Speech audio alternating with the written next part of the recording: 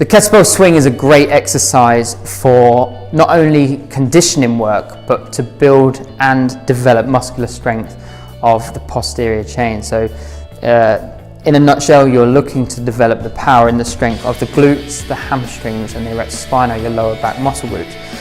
Now, when performing the swing, there's a couple of key things that you need to be aware of, and one thing is, for sure, is to keep your back nice and straight throughout the movement. It is a hip dominant movement, so therefore you are looking to have the main hinge come from the hip and only a slight bend in the knee throughout the exercise.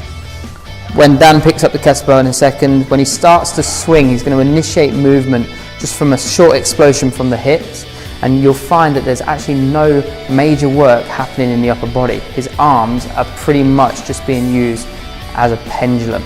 So as he starts to drive the hips forward, he uses his thigh to get some momentum going, and then as you can see, the main movement is coming from the hips. There's only a very slight bend in the knee, and as the kettlebell takes its arc, the arc is slightly above the knee on the downward and upward phase. It doesn't drop below the knee at any point.